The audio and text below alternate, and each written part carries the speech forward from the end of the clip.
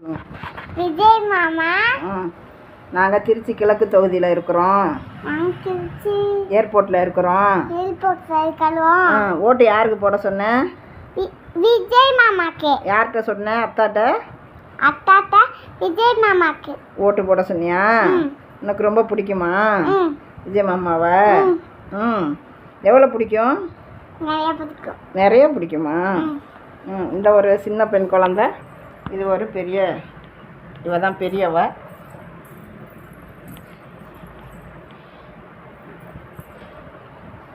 நாங்கள் திருச்சி கிழக்கு தொகுதியில் இருக்கோம் தம்பி.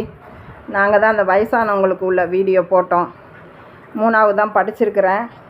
இதுக்கு முன்னாடியே நிறையா வீடியோங்க அம்மா கட்சியில் தான், நாங்கள் எம்ஜிஆர் கட்சியில் தான் தாத்தா பாட்டிலேருந்து இருக்கிறோம் அப்படின்னு சொல்லி வீடியோ போட்டிருக்கிறேன். எனக்கு ஒரு மிகுந்த கவலை இருந்துச்சு. ஏன்னா இந்த திருச்சி கிழக்கு தொகுதியில் வந்து நாங்கள் 70 வருஷமாக இருக்கிறோம். ஆனால் எங்களுக்கு வந்து தண்ணி வசதி கிடையாது. அவ்வளோ காலமும் இங்கே வந்து தோல் சாப்பு நிறையா இருக்கிறதுனால வெறும் உப்பு தண்ணிங்க. கிட்டத்தட்ட ஒரு 4-5 கிலோமீட்டர் போய் தான் தண்ணி தூக்கிக்கிட்டு வரணும். அந்த மாதிரி கஷ்டத்தில் இருந்தோம். அம்மா வந்த ஏற்பாடு சொன்ன ஏற்பாடு தான் தண்ணி டேங்கு கட்டி காவேரி வாட்ரு கொண்டு வந்தாங்க. அதனால் அவங்க மேலே எங்களுக்கு எம்ஜிஆர் காலத்துலேருந்து நாங்கள் எம்ஜிஆர் கட்சி, நீதிக்காகவும் நேர்மைக்காகவும் நல்லது செய்கிற மனுஷங்கிறதுக்காக எங்கள் தாத்தா பாட்டி காலத்துலேருந்து நாங்கள் எம்ஜிஆர் கட்சியாக இருந்தோம். ஜெயலலிதா அம்மா வந்து எங்களுக்கு தண்ணி வசதி செஞ்சு கொடுத்தாங்க. இந்த ஏர்போர்ட்டு தொகுதிக்கு, ஏர்போர்ட்டு கிழக்கு தொகுதி 63வது வார்டு எங்கள் தொகுதி. இப்போ சமீப காலமாக தண்ணி வராமல் இருக்குது. 4-5 வருஷமாக நானும் எல்லா அதிகாரிட்டையும் போய் சொல்கிறேன், தண்ணியே எங்களுக்கு வரமாட்டேங்குது. 2 குடம் கிடைக்கும். ஏன்னா போர் போட்டாக்கா இப்போ புழங்குறதுக்கெல்லாம் புழங்கிக்கிறோம். குடி தண்ணி தான் கொஞ்சம் கஷ்டமாக இருக்குது. 3ஆம் நம்பர் ரேஷனு, அதில் இந்த வயசானவங்களுக்கு வீடியோ போட்டிருந்தேன். அவங்களுக்கு 3 பேருக்குமே அப்பா புள்ள பொண்டாட்டி, அவங்க 3 பேர்த்துக்குமே முடியாதவங்க வீட்டில் வந்து தரமாட்டேங்கிறாங்கன்னு. ஜாமான் அரிசி பழுப்பு அரிசியாக இருந்துச்சு, சொல்ல முடியாத பழுப்பு. கோதுமை ஒரே குப்பை, 5 கிலோ கோதுமைக்கு 3 கிலோ குப்பை போயிடும். அவ்வளோ குப்பையும் மண்ணுமா இருந்துச்சு இந்த மாதம் போட்டதில். அதனால் இதெல்லாம் கொஞ்சம் நீங்கள் திருச்சி கிழக்கு தொகுதியும் கொஞ்சம் சரி பார்க்கணும் அப்படின்ட்டு செய்தியை உங்கள்கிட்ட தாழ்மையுடன் கேட்டுக்கொள்கிறேன். தண்ணி வசதி, இந்த ரேஷன் வசதி இதெல்லாம் கொஞ்சம் பண்ணி கொடுங்க. நான் இப்போ எதுக்கு வீடியோ போடுறேன்னா, என்னுடைய தாயான அம்மா ஆறுமுகசாமி தானே பேட்டி நியூஸ் 7ல் கொடுத்தாங்க. அதை பார்த்து 3 நாளாக அழுது ஆண்டவங்கிட்ட துவா செஞ்சேன்.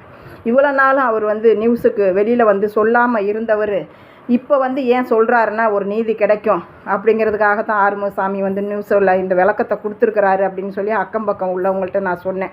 இதுக்கு முன்னாடி சொன்னாக்க செவிடங்காதில் சொல்கிற சங்கு மாதிரி அது யாருக்கும் ஏறாது, அது சொல்லி பிரயோஜனம் இல்லைன்னு அவர் இவ்வளோ நாளும் வந்து பேட்டி கொடுக்கல. இப்போ தம்பி வந்திருக்கிறதுனால இதுக்கு நீதி கிடைக்குங்கிற அவரோட ஆதங்கத்தை தான் உண்மையான ஒரு அதிகாரி வந்து சொல்கிறாரு.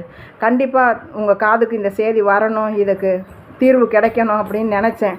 இன்றைக்கி பார்த்தேன், அதில் வந்துருந்துச்சு. கரூரில் பேசுனதையும் பார்த்தேன்.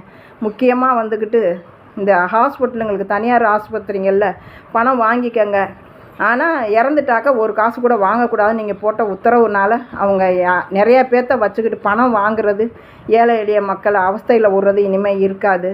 இந்த மாதிரி பல திட்டங்களை கொண்டுட்டு வரீங்க. 100 வயசுக்கு 2 வயசு 100 வயசுக்கு நல்லா இருக்கணும்.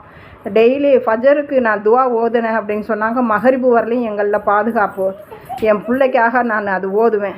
நீங்கள் வந்ததுலேருந்து உங்களுக்காகவும் உங்கள் குடும்பத்தில் உள்ளவங்க எல்லாத்துக்காகவும் அந்த பாதுகாப்பு. மகரிபு ஓதணும் மறுநாள் ஃபஜர் வரலையும் அந்த பாதுகாப்பு ஆண்டவன் கொடுக்குறதா எங்களில் வாக்கு அடிச்சிருக்கிறாங்க குரானில். அதனால் அந்த பாதுகாவலை நான் ஓதிக்கிட்டு இருக்கிறேன். ஆண்டவன் காப்பாற்றுவான்.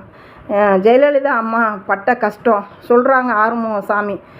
24 ஹவர்ஸும் விடாமல் இரும்புனாங்க. ஆனால் ஒரே ஒரு சர்ஜரி, சாதாரண மனுஷனுக்கு கிடைக்கக்கூடிய ஒரே ஒரு சர்ஜரி அவங்க பண்ணியிருந்தாங்கன்னா பொழைச்சி வந்திருப்பாங்கன்னு. நோக்கம் என்ன, அவங்க செத்துறவும் கூடாது, ஆக அவங்க வந்து உயிராகவும் ஆட்சிலையும் இருக்கக்கூடாது, படுத்த படுக்கையில் இருக்கணுங்கிறதுக்காகவே இதை செஞ்சுருக்கிறாங்க.